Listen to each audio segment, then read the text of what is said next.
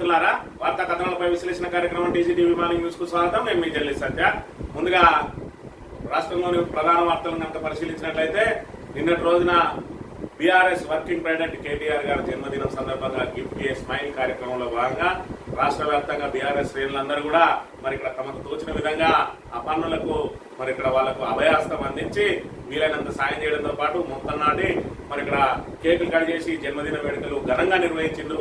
ప్రతిపక్షంలో భారీ ఎత్తున నిన్నటి రోజున మరి ఇక్కడ ఉత్సాహంగా ఏదైతే స్థానిక సంస్థల ఎన్నికలు దగ్గర పడుతున్న వేళ స్థానిక సంస్థలలో తమ గెలుపు ఖాయమని ఇప్పటికే బీఆర్ఎస్ శ్రేణులు మరి ఇక్కడ ఆనందోత్సాహాల మధ్య నిన్నటి రోజున సంబరాలు జరుపుకున్నట్టుగా జరిగింది. కేటీఆర్ జన్మదిన వేడుకలు ఉండడంలో అతిశయోక్తి లేదని చెప్పి అక్కడ తెలియస్తున్నాం. అదేవిధంగా జలదోపిడికి సంబంధించి చూసుకున్నట్టయితే మరి ఇక్కడ యథేచ్ఛగా ఏపీ జలదోపిడికి పాల్పడతా ఉన్నా కూడా ప్రభుత్వం ఆ కృష్ణా జలాలను శ్రీశైలం బ్యాక్ వాటర్ కి సంబంధించి కానీ వాటిని అరికట్టడంలో మరి ఇక్కడ విఫలమవుతా ఉన్నది, చోద్యం చూస్తా ఉన్నది. మరోవైపు కేఆర్ఎంపీ అనుమతి లేకుండానే మరి ఇక్కడ ఏపీ యథేచ్ఛగా నీటిని జలచర్యానికి పాల్పడుతున్న అంశాన్ని కూడా మనం ఇక్కడ ప్రధానంగా గమనించవచ్చు.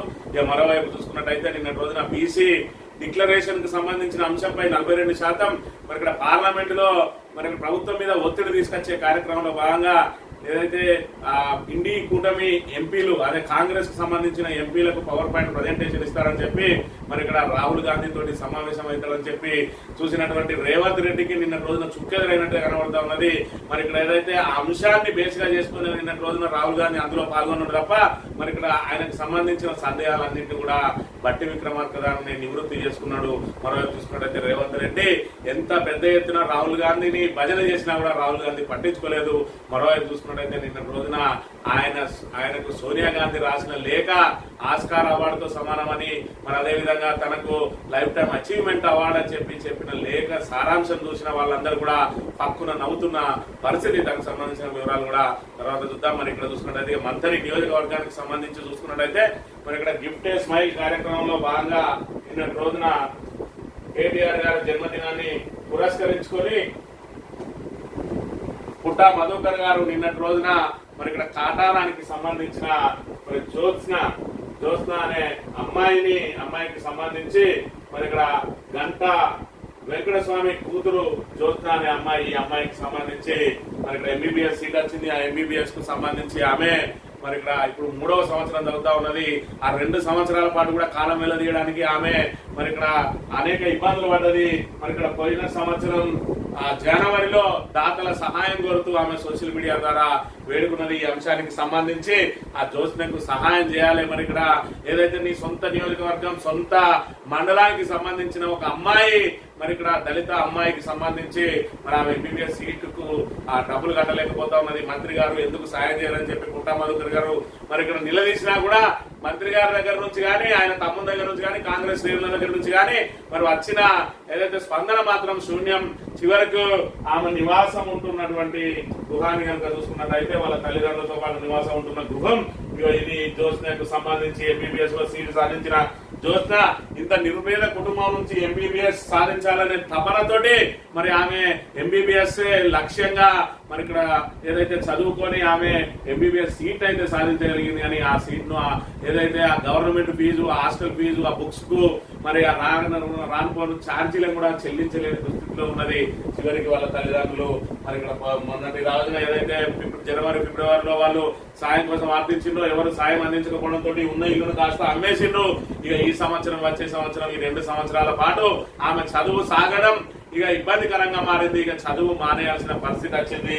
ఈ నేపథ్యంలో నిన్న రోజున పుట్టా మధుకర్ గారు మరి ఇక్కడ స్థానిక బీఆర్ఎస్ నాయకులందరినీ కూడా కలుపుకొని మంత్రి నియోజకవర్గ బీఆర్ఎస్ నాయకులందరినీ మరి ఇక్కడ ముందుకు వచ్చిన దాతలందరినీ తీసుకొని నిన్న రోజున వెళ్లి 2 సంవత్సరాల పాటు నేనే ఆ ఫీజు కడతా, మా బీఆర్ఎస్ నాయకులందరం మీ బాధ్యత తీసుకుంటున్నామని చెప్పి నిన్న రోజున వాళ్ళ ఇంటి దగ్గరనే మరి కేటీఆర్ గారి బర్త్డే కి సంబంధించిన కేక్ ను కట్ చేసి గిఫ్ట్ ఏ స్మైల్ కార్యక్రమంలో భాగంగా ఈ అమ్మాయి జ్యోత్స్నకు మరి ఇక్కడ పూర్తి స్థాయిలో అన్నదానాలు అందించి మరి బర్త్డే వేడుకలు నిర్వహించడంతో వాళ్ళ ఇంటి దగ్గర నిర్వహించడంతో పాటు 2 సంవత్సరాల పాటు దానికి సంబంధించిన ఫీజు అయితేంది, అదేవిధంగా హాస్టల్ ఫీజు అయితేంది, బుక్స్ అయితేంది, రవాణా ఛార్జీలు అయితేంది అన్ని కూడా మా బీఆర్ఎస్ పార్టీనే భరిస్తుంది, మా నాయకులందరం కంట్రిబ్యూట్ చేసి చేస్తున్నామని చెప్పి నిన్న రోజున గిఫ్ట్ ఏ స్మైల్ కార్యక్రమంలో భాగంగా మరి అమ్మాయికి అండగా నిలిచిండు.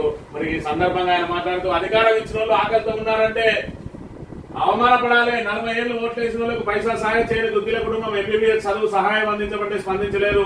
తండ్రి ఆశయాలు చెప్పకుండా ప్రజలను మోసం చేస్తున్న ఎమ్మెల్యే దోస్త ఎంబీబీఎస్ చదువు పూర్తి ఖర్చులను భరిస్తాం. మంచని మాజీ ఎమ్మెల్యే పుట్టా మధుకర్ వెల్లడి. ఓటు వేసి అధికార పదవులు ఇచ్చిన పేద వర్గాలు ఇంకా ఆకలితో ఉంటూ సాయం కోరుతున్నారంటే అవమానపడాలని మంత్రిని మాజీ ఎమ్మెల్యే పుట్టా మధుకర్ విమర్శించారు. కాటాన మండల కేంద్రానికి చెందిన గంట వెంకటస్వామి కూతురు గంట చూస్తే ఎంబీబీఎస్ కోర్సు కోసం అవసరమైన ఖర్చును తామే భరిస్తామంటూ ప్రకటించారు. గురువారం మాజీ మంత్రి BRS party working president KTR పుట్టినరోజు సందర్భంగా గిఫ్ట్ ఏ స్మైల్ కార్యక్రమంలో భాగంగా ఎంబీబీఎస్ అవుతున్న గంట దోస్తం కలిసి చదువు కావాల్సిన అన్ని ఏర్పాట్లు అన్ని సదుపాయాలు కల్పిస్తామని హామీ ఇచ్చారు. అనంతరం ఆయన మాట్లాడుతూ మాజీ మంత్రి కేటీఆర్ తన జన్మదినం సందర్భంగా చేసే కార్యక్రమాలు బీద ప్రజల ఆకలి తీర్చేలా ఉండాలని, వారి కళ్లల్లో ఆనందం కలగాలని గిఫ్ట్ ఏ స్మైల్ కార్యక్రమానికి శ్రీకారం చుట్టారని, అందులో భాగంగానే తమ దోస్త కుటుంబానికి అండగా నిలుస్తున్నామని చెప్పి మరి ఇక్కడ ఒక గొప్ప కార్యక్రమానికి తరలేపేను. మరి ఈ రోజు కనుక పుట్టా మధుకర్ గారు నిజంగా ప్రజల మధ్య ఉండే జననేత కనుక ఈ రోజు మంత్రి నియోజకవర్గంలో ఉండి ఉండకపోతే అనేక మంది అనేక రకాలుగా ఇబ్బందులు పడేవారు. గత 10 సంవత్సరాలు చూసుకున్నా ఉన్నాం.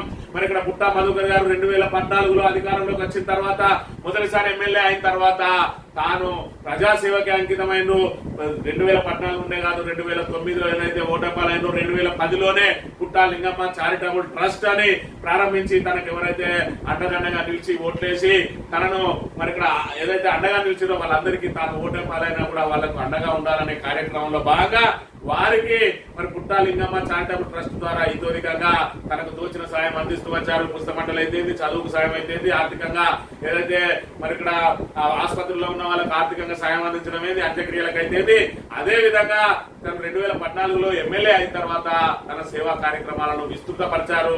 విస్తృతపరచడం అంటే మామూలుగా కాదు. ఏదైతే మరి ఇక్కడ అంబులెన్స్ సౌకర్యం కల్పించిందో హైదరాబాద్ వరకు వెళ్లాలన్నా కూడా కేవలం మీరు డీజిల్ పోసుకొని వెళ్ళండి అని చెప్పి, అదే విధంగా వైకుంఠ రథాలు అయితేంది, అదే విధంగా అమలు కేంద్రాలు అయితేంది, అదే విధంగా విద్యార్థులకు మధ్యాహ్న భోజనం అయితేంది, మరి ఇక్కడ వికలాంగులకు ఉచితంగా మరి వాళ్ళకు సంబంధించిన ట్రైసైకిల్ అయితేంది, లేదంటే వాళ్ళకి అవయవాల కృత్రిమ అవయవాలు అమర్చడం అయితేంది, మరి ఇక్కడ పేదింటి ఆడపిల్లలకు పుస్తమంటలు అందించడం అయితేంది, మొత్తానికి పూర్తిగా ఇల్లు లేని వాళ్లకు ఇల్లు కట్టించడం అయితేంది, వాహన రవాణాలకు ఏదైతే మరి ఇక్కడ ప్రయాణికులకు ప్రయాణ షెల్టర్లు మరి కట్టించి బస్ షెల్టర్లు కట్టించడం అయితే ఇలా అనేక కార్యక్రమాలు చేసిండు. అందులో పూర్తి స్థాయిలో గిన్నిస్ బుక్ ఆఫ్ రికార్డ్స్ లో ఇప్పించాల్సినంత మరి ఇక్కడ ఒక పెద్ద కార్యక్రమం నిర్వహించిండు. 250 మంది మరి ఇక్కడ జంటలకు, నిరుపేద జంటలకు ఏకకాలంలో మరి ఇక్కడ వివాహం జరిపించిండు. వివాహం జరిపించడం అంటే మామూలుగా కాదు.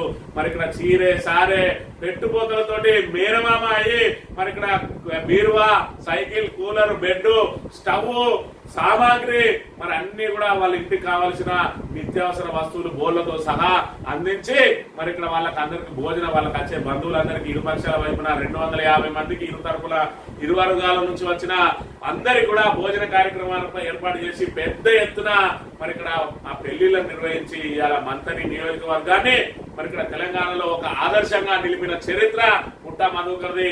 మరి ఆ చరిత్ర ఎక్కడికి పోతుంది? ఇవాళ తనను 2 సార్లు మళ్ళీ ఓడించినా కూడా జడ్పీ చైర్మన్ గా అయిన తర్వాత తన సేవా కార్యక్రమాలను కొనసాగించిండు. ఇవాళ ప్రతిపక్షంలో ఉన్నప్పటికీ కూడా ఇలాంటి నిరుపేదలకు సంబంధించిన ఏ ఇబ్బంది ఉన్నా కూడా నేనున్నా అని చెప్పి ముందుకొచ్చే ఆయన లోపలి తత్వం ఇంకా విడనాడలేదు. మరి గిఫ్ట్ ఏ స్మైల్ కార్యక్రమంలో భాగంగా ఈ అమ్మాయికి అండగా నిలిచి 2 సంవత్సరాలకు సంబంధించిన ఫీజును పూర్తి స్థాయిలో చెల్లిస్తాం బిడ్డ, నువ్వు ఎంబీబీఎస్ రాబద్దు. ఇలా ఒక నిరుపేద అమ్మాయి ఎంబీబీఎస్ స్థాయికి ఎదిగింది అని అంటే మరి అది దాన్ని నిలబెట్టుకోవడం చాలా కష్టం.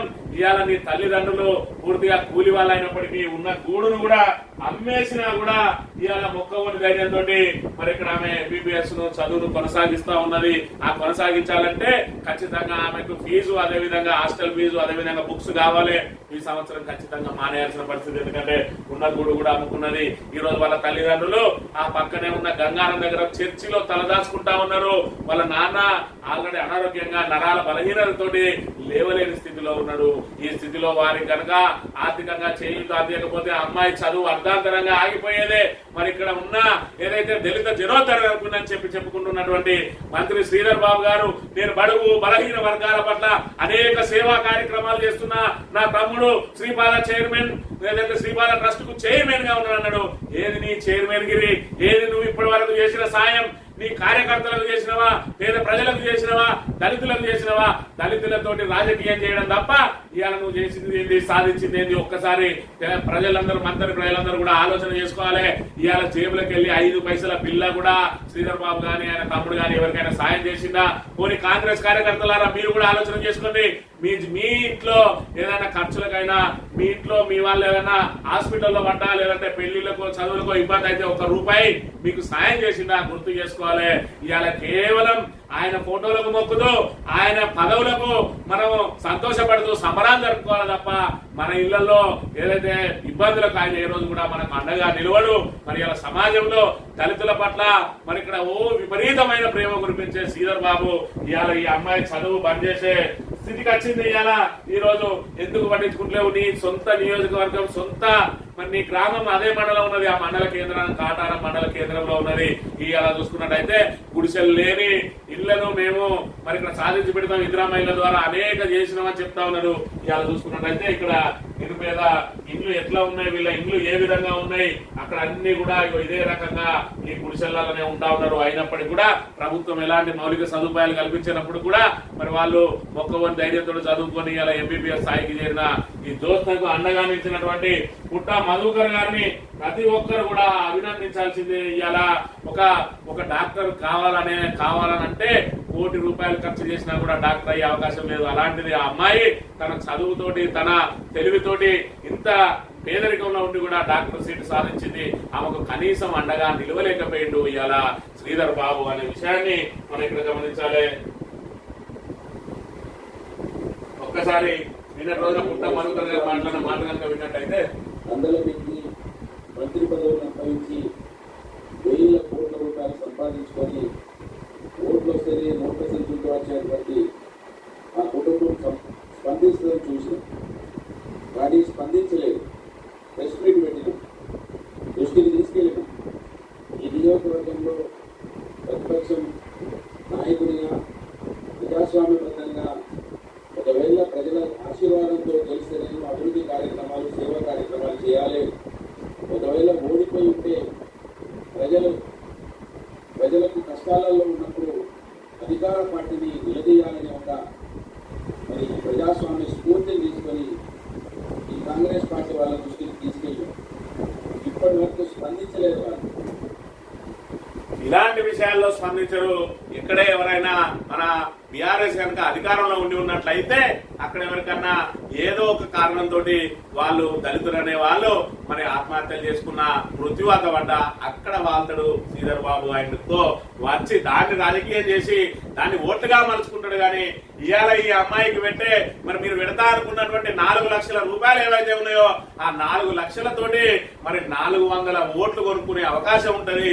మధుకర్ గారు మీకు ఆ తెలివి లేకనే ఈ రోజు 2 సార్లు కూడా మీరు ఓడిపోయిన డబ్బులు వచ్చే తెలివి లేక ఇవాళ వాళ్ళకున్న తెలివి మీరు ఈ విధంగా 250 పెళ్లిళ్ళు చేసి, అదే విధంగా వికలాంగులకు కాళ్ళు పెట్టించి, ట్రైసైకిల్ కొనిచ్చి, ఇండ్లు కట్టించి మరి ఇక్కడ వాళ్ళ పెళ్లిళ్లకు, వాళ్ళ చావులకు, వాళ్లకు ఆ చదువులకు, వాళ్ళ ఆరోగ్యానికి అన్నింటిలో మీరు అండగా నిలిచి మరి ఇక్కడ మీకు వచ్చిన ఆ జీతంతో పాటు మీరు సంపాదించిన సంపాదన అంతా కూడా దాన వస్తే మరి తీరా ఎలక్షన్లు వచ్చిన రోజున మరి ఇక్కడ ఓటర్లు మళ్ళీ ఎదురు చూస్తారు, ఓటుకి ఎంత ఇస్తామని.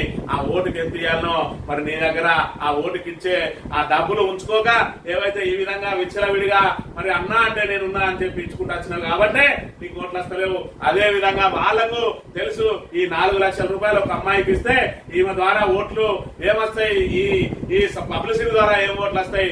అదే 400 మందికి మనిషికి వేయేస్తే ఆ 400 ఓట్లు వస్తాయి. ఆ నాడి బట్టి కనుకనే వాళ్ళు ఇప్పుడు 5వ మరి అక్కడ గెలిచున్నాడు. వాళ్ళ నాన్న 3 సార్లు గెలిచున్నాడు. మరి నువ్వు 3 సార్లు పోటీ చేసి 4 సార్లు పోటీ చేస్తే ఒక్కసారి మాత్రమే ఎందుకు గెలిచినావు అంటే ప్రజల లోపల నుంచి తీవ్రమైన మరి ఇక్కడ ఏదైతే ప్రతిఘటన ఎదురైంది. ఆ ప్రతిఘటన ఎదురైతే తప్ప మరి ఇక్కడ నిన్ను ఇక్కడ మంత్రి ప్రజల్లో నువ్వు గెలిచే అవకాశం లేదు. ఎందుకంటే మంత్రి ప్రజలకు మర్చిపోయే గుణం ఎక్కువగా ఉన్నది. మరి ఇక్కడ మనం ఎన్ని అవమానాలు ఎదురైనా, మనల్ని ఎంత ఈసడించుకున్నా, కాంగ్రెస్ కార్యకర్తలను పూసిక పుల్లలాగా తీసేసినా కూడా వాళ్ళు అక్కడి నుంచి మళ్ళా మెడగొట్టి దొబ్బినా కదలడం లేదు. అదే వాళ్ళు చేసుకున్న అదృష్టం. మరి ఇక్కడ చూసుకున్నట్లయితే మంత్రి ప్రజలు ఎన్ని అవమానాలు ఎదురైనా, ఎన్ని ఇబ్బందులు ఎదురైనా, ఎలాంటి అభివృద్ధి లేకపోయినా మరి ఇక్కడ తీరా ఎలక్షన్లు అప్పుడు వచ్చి దండం పెట్టి ఓటుకు 1000 రూపాయలు ఇస్తే అన్ని మర్చిపోయి వదిలేస్తా ఉన్నారు. ఆ డబ్బులు పంచే మరి ఇక్కడ స్తోమత లేక నువ్వు ఓడిపోతా ఉన్నావు. మరి ఇంకా కూడా గిఫ్ట్ స్మైల్ అంటూ ఇవ్వంటూ ఇంకా 5 10 మరి అక్కడో ఇక్కడో మరి ఇక్కడ నీ సంపాదన తీసుకుని వచ్చి వాటన్నింటినీ కూడా పెట్టుకుంటూ ఈ విధంగా చేసుకుంటూ పోతే మరి ఇప్పటికైనా ప్రజలు మరి ఆలోచన చేస్తారా? 2014 లాగానే మరి ఇక్కడ తీర్పిస్తారా? లేదంటే శనామాములుగానే డబ్బు సంచులు వచ్చే వాళ్ళకే డబ్బు సంచులతో వచ్చిన వాళ్ళకే మళ్ళా చేయగొడతారా? మరి ఇక్కడ రాబోయే ఎన్నికలలో పేరు తెలంగాణ ఉన్నది. వార్తా కథనాలను కనుక పరిశీలించినట్లయితే ముందుగా నమస్తే తెలంగాణలో ముఖ్య నేత మెడకు టాపింగ్ వచ్చు, రాడార్లు మెడపై అధిష్టానం సీరియస్, రాంగ్ బూమరాంగ్, పార్టీ కార్యదర్శి నుంచి వివరణ కూడా ఏఐసిసి త్వరలో అంతర్గత విచారణకు ఆదేశించే ఛాన్స్ తెలియదని తప్పించుకునేలా ముఖ్య నేత ప్లాన్, ఓ పోలీసు అధికారిని దోషిగా చూపేలా ఎత్తులు. అద్దుమీరిన ఫోన్ ట్యాపింగ్ అంశం కాంగ్రెస్ పార్టీని కుదిపేస్తున్నది. ఏకంగా ఢిల్లీ దూత ఫోన్ ని ట్యాప్ చేశారన్న కథనాల నేపథ్యంలో ఏఐసిసి తీవ్రంగా స్పందించినట్టు పార్టీ వర్గాల్లో చర్చ జరుగుతుంది. మొత్తంగా ఈ వ్యవహారం అడుతిరిగి ఇటుతిరిగి ముఖ్య నేత మెడకు చుట్టుకునేలాగా వచ్చినట్టు గుసగుసలు వినిపిస్తున్నాయి. పాలన వైఫల్యాలను కప్పిపుచ్చుకునేందుకు ప్రయోగించిన ఫోన్ ట్యాపింగ్ అస్త్రం ఎదురు తిరిగిందని, ఆయన పదవికి ముప్పు తెచ్చే పరిస్థితి వచ్చిందని చర్చించుకుంటున్నారు. ఈ వ్యవహారంపై త్వరలో అంతర్గత విచారణకు ఆదేశించనున్న సమాచారం. దీంతో తాను బయటపడడానికి ఉన్న అవకాశాలపై ముఖ్య నేత అధికారులతో చర్చ జరుపుతున్నట్టు సమాచారం. మరి ఇక్కడ ఫోన్ ట్యాపింగ్ అంశం మరి గతంలో చూసినాం. మొన్నటి వరకు కూడా ఫోన్ ట్యాపింగ్ మై ట్యాప్ అయినాయి అని మరిగా అబ్బపులి అంటే తోకబారని అన్నట్టు నాది ట్యాప్ అయిందని చెప్పి నెత్తి మీద రూపాయలు పెడితే పావులాకు అమ్ముడు పోని విలువలు కూడా వచ్చి నా ఫోన్ కూడా ట్యాప్ అయిందని ఏకంగా పిసిసి అధ్యక్షుడిగా ఉన్నటువంటి ఏదైతే ఫోన్ ట్యాపింగ్ అంశాన్ని కావాలని బీఆర్ఎస్ ప్రభుత్వం మీద గత ప్రభుత్వం మీద నెట్టేసిందో అలాంటి వ్యక్తి నా ఫోన్ ట్యాపింగ్ కాలేదని చెప్పి బహిరంగంగా చెప్పిండు. అసలు ఫోన్ ట్యాపింగ్ తప్పే కాదని చెప్పిండు. ఇక వీళ్ళందరేమో మరి ఇక్కడ నాదైంది వీళ్ళేదో పీకుడు కాలని వీళ్ళని ట్యాప్ చేసి అవన్నింటినీ రాసుకొని ఏమో చేసిరని చెప్పిన వాళ్ళందరినీ నల్లముఖం అయింది. ఇక ఇక్కడ చూసుకున్నట్టయితే ఏదైతే ఫోన్ ట్యాపింగ్ ద్వారా బీఆర్ఎస్ పెట్టాలని ప్రయత్నం చేసిండో రేవంత్ రెడ్డి అదే ఫోన్ ట్యాపింగ్ ఉచ్చులో చిక్కుకొని ఉన్నాడు. ఇవాళ ఫోన్ ట్యాపింగ్ అనేది తప్పే కాదన్నాడు. ఎందుకు కాదని చెప్పి వీళ్ళందరూ కనుక చూసుకున్నట్టయితే సౌత్ ఫస్ట్ కథనం వచ్చింది. అందులో ఏమని వచ్చింది, 2 మంత్రులు మాట్లాడుకుంటున్న సంభాషణ అంతా కూడా విని వేరొక మంత్రిని అక్కడికి పంపించి ఆయన పిలిచి యథావిధిగా సంభాషణ అంతా ఆయనకు చెప్పిండు. దాంతో అవాక్ అవడం మంత్రి మరి ఏదైతే మంత్రి వంతైంది. దీంతో మరి ఇక్కడ ఫోన్ ట్యాపింగ్ జరుగుతున్నట్టుగా మొత్తం పెద్ద ఎత్తున అది ఆ తేట తెల్లమైంది. ఇందులో 25 మంది ఎమ్మెల్యేలు 6 మంత్రులతో పాటు మరి ఇక్కడ ఏదైతే కాంగ్రెస్ కు సంబంధించిన మరి రాష్ట్ర కాంగ్రెస్ పార్టీ వ్యవహారాల ఇన్ఛార్జ్ ఫోన్ కూడా ట్యాప్ అవుతుందని పెద్ద ఎత్తున వార్తలు వచ్చిన నేపథ్యంలో దీన్ని ఖండిస్తారనుకుని మరి ఇక్కడ ఢిల్లీలో చిట్చాట్లో ఖండిస్తారనుకుంటే ఫోన్ ట్యాపింగ్ అసలు తప్పే కాదు అని చెప్పడంతో మరి ఇక్కడ ట్యాపింగ్ జరుగుతున్నది వాస్తవమే అని చెప్పి ఆయన ధృవీకరించినట్టు అయింది. ఇలా చూసుకున్నట్టయితే మంత్రులందరూ కూడా ట్యాపింగ్ చిక్కుకొని ఉన్నారు. మరి ఇక్కడ ఏకంగా రేవంత్ రెడ్డి ట్యాపింగ్ ఉచ్చులో చిక్కున్నాడు. అధిష్టానం అయితే సీరియస్ గా ఉందంట. రాష్ట్ర పార్టీ వ్యవహారాలు ఇన్ఛార్జ్ ఫోన్ ను ట్యాప్ చేయడం ఏందని మరి ఇక్కడ దాని మీద త్వరలో విచారణ జరగబోతా ఉన్నదని చెప్తున్న పరిస్థితి. ఇక ఏపీ జలదూపిడి వచ్చినట్టు కృష్ణా నీళ్లు దిగువ కదా, ఇండెంట్ ఆర్డర్ లేకుండానే ఇష్టానుసారం తరలింపు. ఒకవైపు శ్రీశైలం రిజర్వాయర్, మరోవైపు తుంగభద్ర, ఇంకోవైపు నాగార్జున సాగర్ కుడికాల ద్వారా సాగర్ నిండక ముందే ఈ ఏడాది నీరు తరలింపు మొదలు. పోతిరెడ్డిపాడు, ముచ్చుమర్రి, హంద్రినీవా, కేసీసీ కెనాల్ నిరంతరాయంగా రాయలసీమ తరలించిన జిల్లాలో అధికారికంగా 23 అనధికారికంగా 100 టీఎంసీలు. పిల్లి గుడ్డిదైతే ఎగసెక్కాలంటుందట. ఇవాళ కేఆర్ఎంబి ప్రాజెక్టులను 10 సంవత్సరాల పాటు మరి ఇక్కడ ఏదైతే కృష్ణ ప్రాజెక్టులను కేఆర్ఎంబి చేతికి అందించకుండా బీఆర్ఎస్ నిర్వహిస్తే రేవంత్ రెడ్డి వచ్చి రావడంతో ఆ ప్రాజెక్టు తీసుకుపోయి కేఆర్ఎంబి చేతిలో పెట్టిండు. కేఆర్ఎంబి కేంద్రం చేతిలో ఉంటుంది, కేంద్రం చంద్రబాబు చేతిలో ఉంటది. కృష్ణా నీళ్లు యథావిధిగా ఏపీకి తరలిపోతా ఉంటాయి. ఎందుకు తరలిపోవు? ఇవాళ అసమర్థ ప్రభుత్వం, చేతగాని ప్రభుత్వం, అసమర్థ పాలకులు మరి ఇక్కడ ఏదైతే తెలంగాణ మీద పరిపాలన చేస్తా ఉన్నారు కాబట్టి యథేచ్ఛగా దోపిడీ జరుగుతా ఉన్నది. దీన్ని అరికట్టే నాదుడే లేడు. కనీసం దాని మీద అవగాహన లేని నాయకుడు ఉన్న కారణంగా ఇవాళ ఇదే కాదు మరకచెరువు లాంటి ప్రాజెక్టు కట్టుకోవడానికి కూడా మరి ఇక్కడ వీళ్ళే గ్రీన్ సిగ్నల్ ఇవ్వడానికి, రేపు కమిటీని కూడా వేయడానికి సంసిద్ధత వ్యక్తం చేసిన విషయం మనకు తెలిసిందే. ఇక విభజన చట్టానికి బీజేపీ తోట్లు, తెలంగాణకు దక్కాల్సిన తొక్కిపెట్టిన మోదీ సర్కార్. పార్లమెంట్ సాక్షిగా రాష్ట్రానికి అనేక హామీలు. 11 ఏళ్లుగా రాష్ట్ర బీజేపీ నాయకులు గప్చుకు ఎంపీలు కేంద్ర మంత్రుల ఫలితాలు ఉన్న ఎన్నికల్లో లబ్ధి కోసం గిరిజన యూనివర్సిటీ మంజూరు అని చెప్పి 8 మంది ఎంపీలు ఉన్నారు మనకు బీజేపీ. ఈ బీజేపీ ఎంపీలు ఇప్పటి వరకు తెలంగాణ రాష్ట్రానికి సంబంధించిన ఏ ఒక్క హక్కు కోసమైనా పార్లమెంట్ లో గాని బయట గాని కేంద్ర మంత్రులను గాని ప్రధానమంత్రులను గాని అడిగిన దాఖలాలు ఉన్నాయా అనేది తెలంగాణ ప్రజానీకం గమనించాలి. ఇవాళ బనకచెర్ల కడతాను అంటే దానికి బనకచెర్ల తెలియదు, బనకచెర్ల తెలియదు, చెరకచెర్ల తెలియదు, దాని మీద రోజుకు కూడా మాట్లాడతాడు. ఇవాళ 6 గ్యారంటీలు అమలు చేస్తలేదు. కాంగ్రెస్ ప్రభుత్వం 420 హామీలు ఇచ్చి మోసం చేసింది, రుణమాఫీని ఎగ్గొట్టింది, రైతులకు 2 సార్లు రైతు భరోసా ఎగ్గొట్టింది. దీని మీద ఏ ఒక్క ఎంపీ మాట్లాడాడు? కేంద్రం నుంచి రావాల్సిన మన విభజన హక్కుల గురించి మాట్లాడాడు, ఏపీ జలశౌర్య గురించి మాట్లాడాడు, మరి ఇక్కడ గోదావరిలో మన నీటి వాటా గురించి మాట్లాడాడు. మరి 8 మంది ఎంపీలను మనం నెత్తిలో పెట్టుకోవడం ఎందుకు? ఇలా కేవలం పదవులు కల్పించడానికి అనే విషయాన్ని తెలంగాణ ప్రజానీకం గమనించాలి. ఇలా తెలంగాణకు బీజేపీ కాంగ్రెస్ అవసరమా, బీఆర్ఎస్ అవసరమా అన్నది తెలంగాణ ప్రజానీకమే ఎంపిక చేసుకోవాలి. లేదంటే తెలంగాణను పూర్తిగా మళ్ళీ ఆంధ్రాలో కలిపేసే ప్రయత్నం జరుగుతుంది. ఆంధ్రాలో కలపకున్న ఆంధ్ర పార్టీలే మళ్ళీ తెలంగాణను వెళ్తాయి. తెలంగాణలో ఇవాళ తెలంగాణ వాళ్ళే అధికారంలో ఉన్నారు, కానీ రేవంత్ రెడ్డి కేవలం చంద్రబాబు శిష్యుడైనంత మాత్రాన ఎన్ని పోతా ఉన్నాయి. ఆ కేవలం ఆయన శిష్యుడైన మూలంగానే ఈ రోజు జలదోపిడీ జరుగుతా ఉన్నది, బనకచెర్ల కట్టుకోవడానికి ఏర్పాట్లు జరుగుతా ఉన్నాయి. రేపటి రోజున తెలుగుదేశం, బీజేపీ, జనసేన లాంటి పార్టీలే రేపు అధికారంలో చేపడితే తెలంగాణ ఉంటుందా, హైదరాబాద్ ఉంచుతారా, అసలు మన నీళ్లు మన నిధులు మన దగ్గర ఉంటాయా అనే ఆలోచన ప్రజానీకం చేయాలి. కాబట్టి ఇవాళ తెలంగాణకు బీఆర్ఎస్ శ్రీరామ రక్ష అనే విషయాన్ని కూడా మనం గమనించాలి. గోపన్పల్లిలో గుండాగిరి, భాగ్యనగర్ టీఎన్జీఓ సెక్యూరిటీ గార్డులకు రివాల్వర్ తో బెదిరింపులు, ప్రభుత్వ భూములు అధికారుల అండతో అక్రమంగా లేవటు. గోపన్పల్లికి సంబంధించిన 91 ఎకరాల భూమి 9,000 కోట్లకు సంబంధించి మరి ఇప్పటి వరకు దీని మీద అనేక కథనాలు వస్తున్నా. ప్రభుత్వం మాత్రం మొద్దు నిద్రపోతుందా అంటే మొద్దు నిద్ర కాదు, ఆల్రెడీ దాన్ని దోషి పెట్టడానికే ప్రయత్నం చేస్తా ఉన్నది. ఒక అధికారి అడిదిక్కు చూడడు, ఒక రెవెన్యూ అధికారి చూడడు, కలెక్టర్ చూడడు, ఎస్పీ చూడడు, ఎవరు కూడా చూడరు, పోలీసులు చూడరు. మరి ఇక్కడ యథేచ్ఛగా వాళ్ళు రివాల్వర్లతోటి ఎగురుతా ఉన్నారు. ఇవాళ చూసుకున్నట్టయితే తెలంగాణకు రివాల్వర్ల సంస్కృతి వచ్చింది. మొన్నటికి మొన్న ఒక 2 నాయకులను కాల్చి చంపినారు. ఇవాళ ఇక్కడ సెక్యూరిటీ పెట్టుకుంటే ఆ సెక్యూరిటీ వాళ్ళకు కూడా తుపాకులతో బెదిరించి మరి బయటికి పంపుతా ఉన్నారు. అంటే ఏం రాజ్యం నడుస్తా ఉన్నది తెలంగాణలో? లేదా ఎలాంటి పరిపాలన ఉండే తెలంగాణలో 10 సంవత్సరాలు, ఎలాంటి పరిపాలన ప్రారంభమైంది తెలంగాణలో చూసుకోవాలి. రేవంత్ రెడ్డి కళ్ళప్పగించి చూడాలి. యూరియా కొరత అనేది కృత్రిమ కొరత కేవలం సోషల్ మీడియాలో సృష్టించిందంటాడు.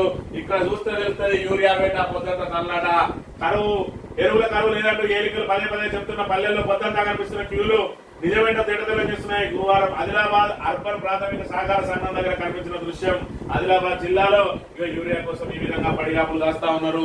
యూరియాను సకాలంలో అందించలేని ఈ దద్దమ్మ సర్కార్ ఇంకా దాన్ని కూడా ప్రతిపక్షాల కుట్రగా అభివర్ణించే ప్రయత్నం చేస్తా ఉన్నారు. ఒకవైపు రైతులు వాళ్ళు స్వయంగా ఎదుర్కొంటా ఉన్నారు ఇబ్బందులు. ఇవాళ రైతులందరూ కూడా మౌనం వహిస్తా ఉన్నారు. నువ్వు రుణమాఫీ చేయకపోయినా, ఇవాళ యూరియా ఇవ్వకపోయినా, విత్తనాలు సకాలంలో అందించకపోయినా, నాణ్యమైన కరెంట్ ఇవ్వకపోయినా, సాగునీరు ఇవ్వకపోయినా, మరి ఇక్కడ ఏదైతే దానికి గిట్టుబాటు ధర ఇవ్వకపోయినా, 500 బోనస్ ఇవ్వకపోయినా కూడా వాళ్ళు రైతు భరోసా ఎగవేసినా కూడా వాళ్ళంతా మౌనంగా చూస్తా ఉన్నారు. మౌనంగా చూస్తా ఉన్నారంటే ఎల్లకాలం భరిస్తారని కాదు, వాళ్ళకు ఉన్నది ఒకే ఒక ఆయుధం, ఓటు అనే ఆయుధం. ఓటు ఎప్పుడు వచ్చినా కూడా వాళ్ళు నీ భరతం పట్టడానికి సిద్ధంగా ఉన్నారనే విషయాన్ని మరి ఇక్కడ ఈ ప్రభుత్వం గమనించాలి. సాక్షి దినపత్రిక విషయానికి వస్తే కేంద్రానికి బాధ్యత, బీసీ రిజర్వేషన్ పై ఏమాత్రం చిక్కుతున్నా బిల్లు ఆమోదంలో జాప్యం చేయకూడదట. రాహుల్ గాంధీ చెప్తా ఉన్నాడు కేంద్రాందే బాధ్యత అట. మరి కేంద్రాందే బాధ్యత అయితే మీరెందుకు కామారెడ్డి డిక్లరేషన్ పెట్టిండ్రు? మరి ఇక్కడ 42% ఏదైతే బీసీలకు రిజర్వేషన్ కల్పించాలి అనే డిమాండ్ పెట్టకుండా కల్పించి తీరుతామని చెప్పి హామీ ఎందుకు ఇచ్చిండు? అలాగే కానీ హామీ ఇచ్చి ఇవాళ పక్కలను ఎందుకు దేవరిస్తా ఉన్నారు? ఇవాళ మీరు మొత్తం పార్లమెంట్ ను స్తంభింపజేయండి 42% రిజర్వేషన్ మీద. ఇవాళ బీహార్ లో ఏదైతే దొంగ ఓట్లు లేకపోతే ఏదైతే ఓట్లను ఏలేసిన్నో కావాలని తొలగించిందని చెప్పి మరి పట్టుబడతా ఉన్నారో, ఆపరేషన్ సింధూర్ మీద ఏదైతే పట్టుబడతా ఉన్నారో, మీకు నిజంగా చిత్తశుద్ధి ఉంటే తెలంగాణలో 42% అమలు చేయాలని చెప్పి పార్లమెంట్ ను ఎందుకు స్తంభింపజేస్తలేరు? దాని విషయంగా మీరందరూ స్తంభింపజేయండి. కేవలం రాజకీయాల కోసం ఇవాళ 42% వాడుకోవడం కాకుండా మేము ఇద్దామని ప్రయత్నం చేసిన వాళ్ళు ఇవ్వలేదని చెప్పి ఒకరి మీద ఒకరు నెపం నెట్టుకునే ప్రయత్నం కాకుండా ఖచ్చితంగా పార్లమెంట్ ను స్తంభింపజేసి అసలు 42% మీద ఆమోదం లభించే వరకు పార్లమెంట్ నడవకుండా మీరు పోరాటం చేయండి. కేంద్రం ఎందుకు దిగిరాదనేది మరి చూడాలి. ఈ విషయంగా ఏదైతే తెలంగాణ ప్రజలు కూడా ఆలోచన చేయాలి. వీళ్లకు ఏదైతే 42% మీద ఏ విధంగా చిత్తశుద్ధి ఉందనే విషయాన్ని కూడా మనం గమనించాలి. కేంద్రం వద్దకు ఆర్డినెన్స్ ముసాయిదా. కేంద్ర హోంశాఖ న్యాయ సలహా కోరిన governor Vishnudev Sharma BC reservation 42% పెంచేందుకు వీలుగా PR చట్ట సవరణకు సర్కారు యత్నం. మరి ఇక్కడ ఏదైతే ఆర్డినెన్స్ ఉన్నదో ఆర్డినెన్స్ సంబంధించి గవర్నర్ పంపిస్తే గవర్నర్ ఏం చేయాలి, అయితే యాక్సెప్ట్ చేయాలి, లేదంటే రిజెక్ట్ చేయాలి. ఇవాళ ఏంటంటే చదరంగా వాడుతా ఉన్నారు 42% రిజర్వేషన్లలో. మరి ఇక్కడ కాంగ్రెస్ ఇయ్యలేదని చెప్పి మరి తప్పించుకోవడానికి, దాన్ని ఇయ్యలేదని చెప్పి తప్పించుకునే కార్యక్రమంలో భాగంగా మేము ఇవ్వడానికి ప్రయత్నం చేసినాం. కానీ బీజేపీ ఇయ్యలేదని చెప్పడానికి వాళ్ళు ఒక ఆర్డినెన్స్ డ్రామా ఆడితే, ఈ ఆర్డినెన్స్ కనుక తిప్పి పంపినట్టయితే బీజేపీలో ఇరుకున పడుతుందని చెప్పి దాన్ని న్యాయసలహా పేరుతోటి కాంగ్రెస్ అది వీలుగా దాన్ని పెట్టిందని చెప్పి వాళ్ళు తిప్పిపంపే ప్రయత్నం చేస్తా ఉన్నారు. మొత్తానికి అయితే ఇద్దరు ఆడే దోబుచాటలో 42% రిజర్వేషన్ అమలయ్యే పరిస్థితి అయితే లేదు. వీళ్ళిద్దరు కూడా కేవలం ఓట్ల కోసం బీసీలను వాడుకోవడానికి చేస్తున్న ప్రయత్నమే. ఇవాళ గవర్నరు ఏదైతే 42% కోసం బిల్లు కోసం తీర్మానం చేసి రాష్ట్రపతి వద్దకు పంపిండో దానిలో 32 నుంచి 33 అభ్యంతరాలు పెట్టి తిప్పి పంపినట్ట బిల్లు. ఇవాళ ఆర్డినెన్స్ ను కేంద్రం హోంశాఖ దగ్గర పంపిస్తే ఆర్డినెన్స్ కు క్లియరెన్స్ ఏ విధంగా ఇస్తుంది, ఇచ్చినట్టయితే ఆ రోజు రాష్ట్రపతి దానికి ఆమోద ముద్ర తెలిపేవాడు కదా. మరి ఈ రకంగా చూసుకున్నట్టయితే 42% ఎట్టి పరిస్థితుల్లో అమలయ్యే అవకాశం లేదు. కాబట్టి ఇద్దట్లో దీనిలో ఎవరు దోషిగా తేలుతారని చెప్పి మరి ఒకరి మీద ఒకరు నెప్పుకునే ప్రయత్నం ఏదైతే చేస్తా ఉన్నారో ఇందులో ఖచ్చితంగా ఇద్దరు కూడా దోషులే. 42% ఇవ్వడానికి ఆ ఇద్దరికి కూడా ఎవరి కూడా మరి ఇక్కడ వాళ్ళు మనస్ఫూర్తిగా లేరు అనే విషయం దీంతో తేటతెల్లమవుతున్న విషయాన్ని మనం ఇక్కడ గమనించాలి. బంకచెర్లకు మా సమ్మతి తప్పనిసరి. పోలవరానికి మేము సంబంధించినట్లేనని విభజన చట్టం నిబంధన దీనికి వర్తించదు. పోలవరం ఆపరేషన్ షెడ్యూల్లో మార్పులు అంతరాష్ట్ర ఒప్పందాలకు విరుద్ధం. బంకచెర్ల ప్రాజెక్టు ఎలాంటి అనుమతుల ప్రక్రియ చేపట్టరాదు. మీదికేమో లెటర్లు రాసిన తెలంగాణ ప్రభుత్వం, వెనుక నుంచేమో మళ్ళీ చంద్రబాబు తోటి కుమ్మక్కు కావడం. ఇవాళ చర్చలకు ఎందుకు వెళ్లాల్సి వచ్చింది, కమిటీ ఎందుకు వేయాల్సి వచ్చింది, జల వివాదాల మీద కమిటీ ఎందుకు, జల వివాదాల పరిష్కారం కోసమే ఇవాళ కృష్ణా జల వివాదాల పరిష్కారానికి కేఆర్ఎంబి, గోదావరి జల వివాదాల పరిష్కారానికి జిఆర్ఎంబి, ఈ రెండు ఉన్నాయి. వీటి ద్వారా మన జల వివాదాలు పరిష్కరించుకోకుండా కొత్తగా కమిటీ వేసి తొందరగా ఏదైతే మరి ఇక్కడ ఎక్స్ప్రెస్ వే ద్వారా మరి ఇక్కడ తత్కాల్ పద్ధతిలో అన్న సన్నంగా నెల రోజులలోనే ఆయన క్లియరెన్స్ చేయడానికి ఇలా కమిటీ చేసి ఇలా తెలంగాణ ప్రజలందరూ తిరగబడతా ఉంటే తాము మాత్రం వ్యతిరేకమే అన్న సన్నంగా ఈ విధంగా ప్రకటనలు గుర్తిస్తా ఉన్నది తెలంగాణ కాంగ్రెస్ ప్రభుత్వం అనే విషయాన్ని మనం ఇక్కడ గమనించాలి. ఆంధ్రజ్యోతి విషయానికి వస్తే థాయిలాండ్, కాంబోడియా, డియాటా శివాలయాలున్న ఆ యూనియన్ ప్రాంతంపై ముదిరిన వివాదం మాదంటే మాదని చెప్పి థాయిలాండ్, కాంబోడియా ఈ రెండు కూడా మళ్ళీ యుద్ధానికి కాలు దిగుతా ఉన్నాయి. ఒకరి మీద ఒకరు రాకెట్లు శిలకులతోటి దాడులు చేసుకుంటున్నాడు. ఆ రెండు చిన్న దేశాలు మరి ఇక్కడ శివాలయానికి సంబంధించి అంటే హిందూ దేవాలయానికి సంబంధించి మాదంటే మాదని కొట్లాడుకుంటూ ఒకరి మీద ఒకరికి మరి ఇక్కడ యుద్ధానికి కాలు దిగుతున్న పరిస్థితి చూడవచ్చు. రేవంత్ టీం బేషట కులగన్నమై అద్భుతంగా పనిచేశారు. దేశానికి ప్రామాణికంగా తీర్చిదిద్దారు. సొంత కులం ఒత్తిడిని అధిగమించి సీఎం సాహసం. ముఖ్యమంత్రిపై రాహుల్ ఖర్గే ప్రశంసల వర్షం. రిజర్వేషన్లపై 50 సీలింగ్ ఎత్తేయడం ద్వారా హిందుత్వ రాజకీయాలు ధ్వంసం అని చెప్పి మరి ఇక్కడ చూసుకున్నట్టయితే ఏదైతే రేవంత్ టీం బేస్ అని మరి ఇలా ఏదైతే దానికి సంబంధించి ఒక శాస్త్రీయ పద్ధతి లేకుండా వీళ్ళు చేసిన దాన్ని అసలు దాన్ని పరిగణలోకి తీసుకోమని చెప్పి ఏదైతే చెప్పారో దాన్ని మేమే రోల్ మోడల్ అని చెప్పి చెప్పుకుంటున్న పరిస్థితి. మరోవైపు చూసుకున్నట్టయితే ఇక్కడ రాహుల్ గాంధీకి, రేవంత్ రెడ్డికి పూర్తిగా చెడ్డది అయినప్పటికీ కూడా ఆయన ఏదైతే ఇక్కడ జాతీయ అవసరాల దృష్ట్యా ఈ రోజు బీసీలను ఓట్ బ్యాంక్ గా మార్చుకునే కార్యక్రమంలో భాగంగా ఇవాళ మనకి రేవంత్ రెడ్డిని ఇలా కలవాల్సిన పరిస్థితి తప్పనిసరి. అంటే రేర్ అని మరి ఇక్కడ ఏదైతే సోషల్ మీడియాలో ట్రెండింగ్ అవుతుంది. ఆర్ఏ అని రాహుల్ గాంధీ, రేవంత్ రెడ్డి రేర్ మీటింగ్ అంటే ఎప్పుడూ ఒకసారి కలవడం. ఇద్దరు, ఒక ముఖ్యమంత్రి, ఒక పార్టీ అధినేత ఇద్దరు కలవడం రేర్ గా జరుగుతా ఉన్నదంటే వాళ్ళ మధ్యలో ఎంత గ్యాప్ ఉన్నదో మరి ఈ విషయాన్ని మనం ఇక్కడ ప్రధానంగా చూడాలి.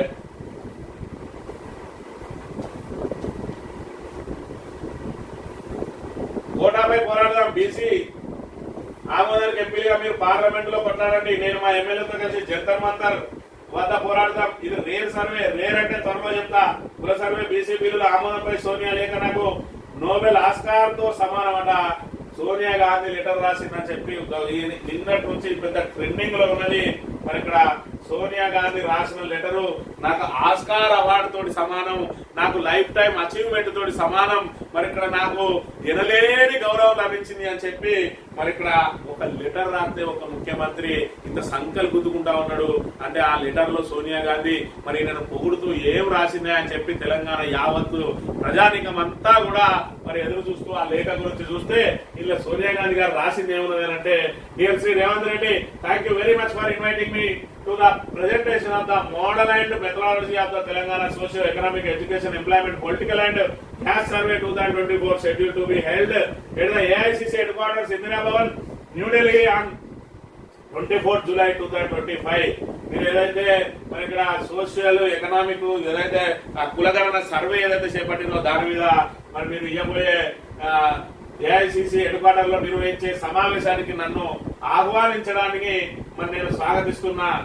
While I would have been delighted to be part of this significant and auspicious occasion, I regret that due to prior commitments I will be unable to attend. However, I extend my warmest greetings and best wishes to you and all participants a successful and memorable event అని చెప్పి ఇది మరి నేను ఖచ్చితంగా ఇలాంటి ఒక గొప్ప సమావేశంలో నేను పాల్గొనాల్సి ఉంటే కానీ దానికంటే ముందే నాకు ఇతర కమిట్మెంట్స్ ఉన్నాయి, నేను వేరే కార్యక్రమాల్లో పాల్గొనాల్సి ఉన్నది కాబట్టి నేను రాలేకపోతానా.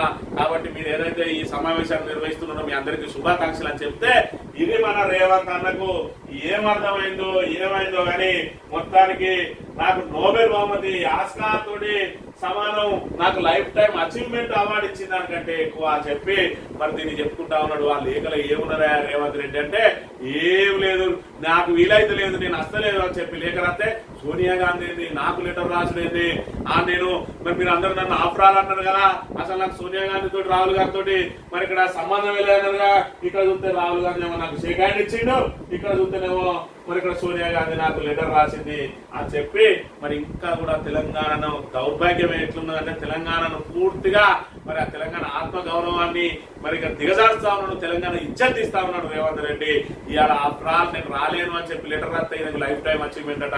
రాలేను లెటర్ రాస్తే అది సిగ్గుపడాలి. నువ్వు ముందుగాలే ఎన్నటి నుంచో చెప్తా ఉన్నావు మేము వస్తాము మరి ఇక్కడ పవర్ పాయింట్ ప్రజెంటేషన్ ఇస్తాం దీని మీద అని ముందే పోయి ఒప్పించుకుని చేతగాక మీ పార్టీకి సంబంధించిన అధినేత్రిని మీరు ఆ సమావేశానికి తీసుకురావడం చేతగాని దద్దామా ఇది నాకు లైఫ్ టైం అచీవ్మెంట్ అని చెప్పుకోవడం ఇవాళ తెలంగాణ ప్రజల యావత్ 4 కోట్ల తెలంగాణ ప్రజల ఇజ్జత్ తీసినట్టు కాదా అనే విషయాన్ని ఒకసారి మనం ఇక్కడ గమనించాలి. పోనీయల్లా రేవంత్ రెడ్డి నువ్వు బ్రహ్మాండం చేసినావు, నీ 20 నెలల పాలన అద్భుతం అమోఘం ఉన్నదా అని ఏమన్నా రాసిందా అని చెప్పి తెలంగాణ ప్రజానీకం అంతా కూడా ఏముంది లెటర్లో అని చెప్పి ఎదురు చూస్తే ఏం లేదు డోల్లా, నేను ఈ మీటింగ్ రాలేను అని చెప్పి మాత్రమే రాసింది. దానికే లైఫ్ టైం అచీవ్మెంట్ అని సంకల్పం గుర్తుకుంటున్నారు రేవంత్ రెడ్డి. ఎంత అల్ప సంతోష లేదంటే మరి సోనియా గాంధీ కూడా నాకు లెటర్ రాసిందంటే నన్ను ఒక లీడర్ గా గుర్తించిన దానికి ఇట్లా అనుకుంటాడా. మరి ఇక్కడ ప్రజలే దీన్ని బేరీజ్ చేసుకోవాలి. ఈనాడు దినపత్రిక విషయానికి వస్తే 50% రిజర్వేషన్ల గోడ బద్దలు కొడదామట. ఎన్నడు బద్దలు కొడతావు? మరి ఇక్కడ 50 సంవత్సరాల పాటు పరిపాలించిన రోజున ఆ రోజే బద్దలు కొట్టి ఆ రోజే ఒక మరి అమెండ్మెంట్ తీసుకొచ్చినట్టయితే ఆ రోజే తమిళనాడు తరహాలో మరి ఇక్కడ అన్ని రాష్ట్రాలకు కూడా ఒక వెసులుబాటు కల్పించి రాష్ట్రాల రిజర్వేషన్ల ప్రక్రియ అంతా రాష్ట్రాల ఇష్టానుసారం కనుక చేరించినట్లయితే ఈ రోజు ఈ దుస్థితి ఉండేదా? దీనికి బీజేపీ ఎంత కారణం? ఇవాళ 42% అమలు కాకపోతే దానికి కాంగ్రెస్ కూడా అంతే కారణం అనే విషయాన్ని మనం ఇక్కడ ప్రధానంగా గమనించాలి. కడదామా వద్ద ఇందిరమ్మ ఇళ్ల నిర్మాణానికి పలుచోట్ల లబ్ధిదారుల తలపటాయింపు మంజూరైన 3 లక్షల పనులు ప్రారంభం కానివి 1,39,000. ఇందిరమ్మ ఇళ్ల లబ్ధిదారులు పలుచోట్ల పనులు ప్రారంభించడానికి తలపటాయిస్తున్నారు. రాష్ట్రంలో మొత్తం 3,68,000 ఇళ్లను గ్రేటర్ హైదరాబాద్ మినహా ప్రభుత్వం కేటాయించింది. 3 లక్షల ఇళ్లకు మంజూరు పత్రాలు ఇస్తే 1,62 మంది లబ్ధిదారులు మాత్రమే పనులు ప్రారంభించారు. ముగ్గురు పోసిన వాటిలో 41,000 ఇళ్లు మాత్రమే వివిధ దశల్లో పురోగతిలో ఉన్నాయట. మంజూరు పత్రాలు అందుకొని పనులు ప్రారంభించిన లబ్ధిదారులు 1,39,000 మంది ఉన్నారు. మరి ఇక్కడ ఇప్పటి వరకు ఇందిరమ్మ ఇళ్ల గురించి పెద్ద ఎత్తున ప్రచారం చేస్తున్నటువంటి మరొక ఈ కాంగ్రెస్ ప్రభుత్వం ఒక ఆలోచన చేయాలి. 3,68,000 ఇల్లు మరి ఇక్కడ మంజూరు చేస్తే ఇలా 3,01,000కు మంజూరు పత్రాలు ఇచ్చిందట. దీనిలో 1,62,000 మంది 1,62,000 మంది మరి ఇక్కడ పనులు ప్రారంభిస్తామని ముగ్గురు పోసుకుంటే కేవలం 41,000 మంది మాత్రమే ఈ రోజు మరి దీనికి సంబంధించి 41,000 మంది మాత్రమే పనులు మొదలు పెట్టిండ్రు. అంటే 4 లక్షల మీరు ప్రతి సంవత్సరం 4.5 లక్షలు ఇల్లు ఇస్తా అన్నారు. సరే గ్రేటర్ హైదరాబాద్ నుంచి పెడితే 3,68,000 ఇచ్చిండ్రు. ఇలా 41,000 అంటే సుమారు 10-12% మాత్రమే ఈ రోజు పనులు జరుగుతా ఉన్నాయి. మీరు ఇచ్చే పనులలో మీరు ఇచ్చే ఇందిరమ్మ ఇళ్ల మీద ప్రజలకు ఎంత నమ్మకం ఉన్నది అనేది దీని ద్వారా తేడా తెలమైంది. దీన్ని చూపించి ఈ 41,000 మందిని చూపించి రాష్ట్రంలో ఉన్న 4 కోట్ల మందిని ఇవాళ మేము 4 కోట్ల మందికి గూడు గుడ్డ కూడు ఇవన్నీ మేమే కల్పిస్తున్నామని చెప్పి మరి ఏ విధంగా అరచేతిలో బెల్లం పెట్టి మోసే వరకు ఏ విధంగా నాకిస్తా ఉన్నది కాంగ్రెస్ ప్రభుత్వం అనేది ఒకటి గుర్తించాలి. మరి ఇక్కడ మనం ఏదైతే రుణమాఫీ విషయంలో చూసినాం, అదే విధంగా రైతు భరోసా విషయంలో చూసినాం, అదే విధంగా ఇవాళ విత్తనాల విషయంలో చూస్తా ఉన్నాం, యూరియాల విషయాలు చూస్తా ఉన్నాం. ఏ విధంగా ప్రజలను మరి ఏమార్చింది, ఏ విధంగా మోసం చేస్తా ఉన్నది. ఇవాళ సాగునీరు విషయంలో కాళేశ్వరం ప్రాజెక్ట్ ను ఎండబెట్టి ఇవాళ గోదావరిని ఎడారిగా మార్చి రైతులను ఏ విధంగా ఇబ్బందులకు గురి చేస్తా ఉన్నదో చూస్తా ఉన్నాం. ఇవాళ ఉచితాల పేరుతోటి ప్రజలను ఏమార్చే ప్రయత్నం చేస్తా ఉన్నది. మరి రెండు పర్యాయాలు రైతు భరోసా ఎగ్గొట్టి మొన్నటిది ఎందుకు వేసారంటే స్థానిక సంస్థల కోసం వేసిండ్రు. ఇవాళ ఇందిరమ్మ ఇళ్లను పెద్ద ఎత్తున ప్రచారం చేస్తే వాళ్ళ తావేదారు పత్రికను రాసింది ఈనాడు. ఇవాళ మరి కేవలం 41,000 రాష్ట్ర వ్యాప్తంగా ఇళ్లను మొదలు పెడితే దాన్ని మొత్తం ఇందిరమ్మ ఇళ్లతోటి పేదలకు గూడే మరి ఇక్కడ కరువు కానట్టు గూడే లేకుండా చేసినట్టు ఇవాళ మరి ఇక్కడ పెద్ద ఎత్తున ప్రచారం చేసుకుంటా ఉన్నది. ఇవాళ శ్రీధర్ బాబు సొంత నియోజకవర్గంలో ఇగో ఇలాంటి గుడిసెలలో నివాసం ఉంటున్న వారు చివరికి తమ చదువుల కోసం ఈ గుడిసెలు కూడా అమ్ముకునే దుస్థితి ఇవాళ తెలంగాణలో ఏర్పడ్డది. కనీసం వాళ్ళకి ఏదైనా ఇబ్బందులు ఉంటే అండగా నిలవలేని ఈ ప్రభుత్వం ఇవాళ ప్రజలను ఇంకా ఈ 3 సంవత్సరాల పాటు వేచిక తినే అవకాశం ఉంది. కాబట్టి స్థానిక సంస్థల ఎన్నికల్లో ఖచ్చితంగా వాళ్ళకు బుద్ధి చెప్పాలని కోరుతూ ఇది ఈ రోజు morning news. Thank you very much.